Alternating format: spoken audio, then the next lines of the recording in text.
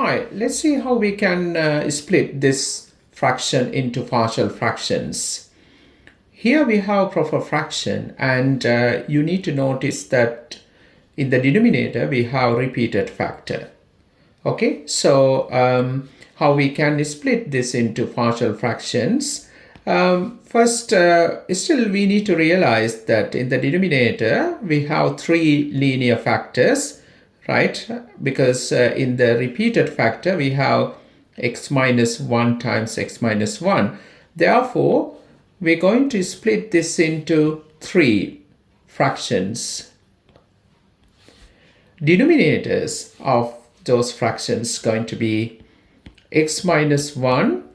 As we have repeated factor, we have to write it as x minus 1 square here in the denominator, and we're going to write this denominator as x minus 2. Numerators always going to be constant. I'm going to take ABC. So now we need to find these constants ABC. To find ABC constants, what you have to do, you have to rewrite right hand side as a single fraction. To write this as a single fraction, you need to first think what should be the common denominator. So we can make this expression x minus 1 square times x minus 2 as the common denominator when we simplify this side. So to make that common denominator, I have to times this fraction numerator and denominator by x minus 1 times x minus 2, right? Same thing here.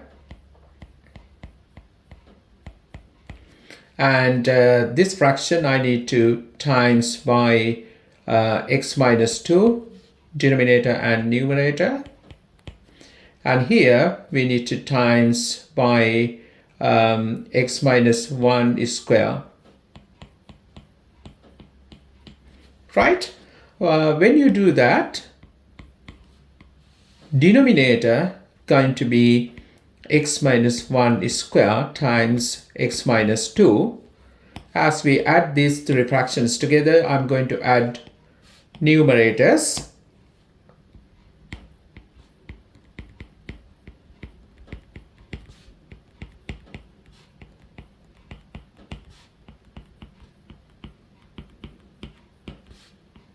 Right?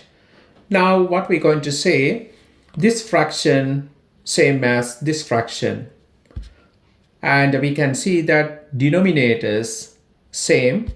Therefore, we can suggest that this expression should be equal to this expression. Okay, so we can write it down here.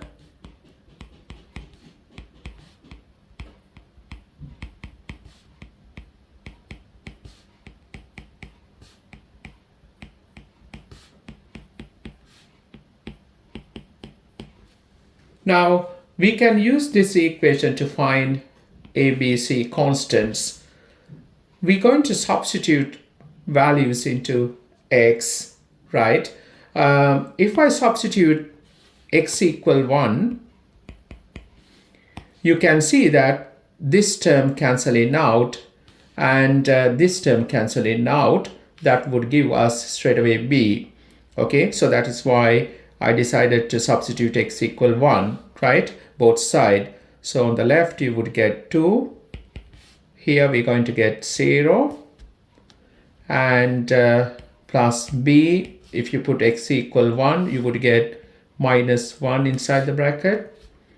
Plus here, again 0. This gives us negative b equal to 2. That's b equal to negative 2. So we found constant b. Okay, now I'm going to substitute x equal to.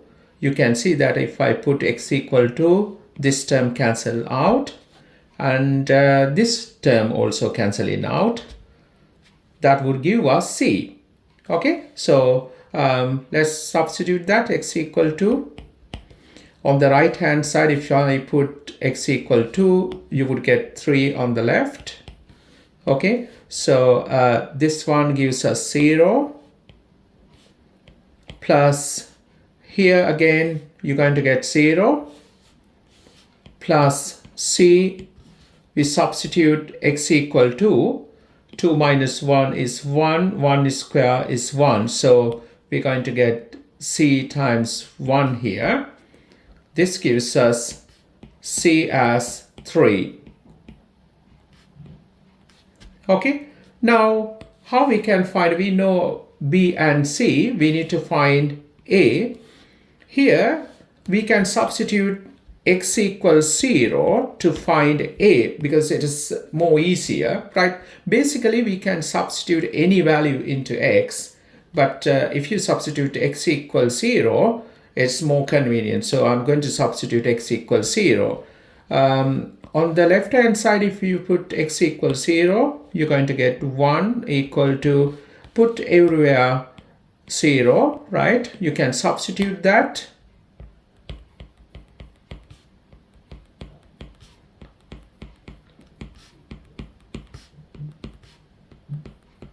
When you put 0 here, it's minus 1 square. Okay, so what we get in here? It's positive 2, so we have 2a. And here we have negative 2b. And here we're going to get 1 times c, it's plus c. Okay, so we can now substitute b and c to find a. So if you do that,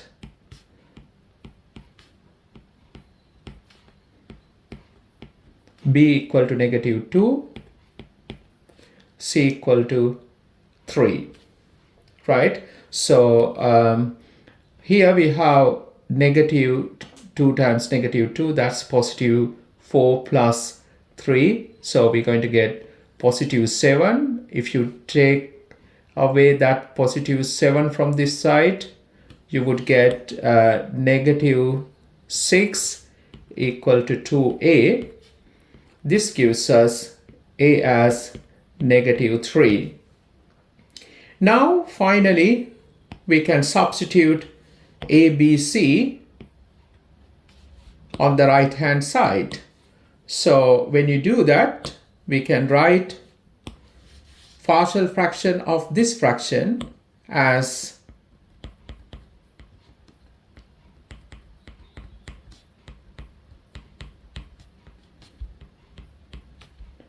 I'm going to substitute a as negative 3,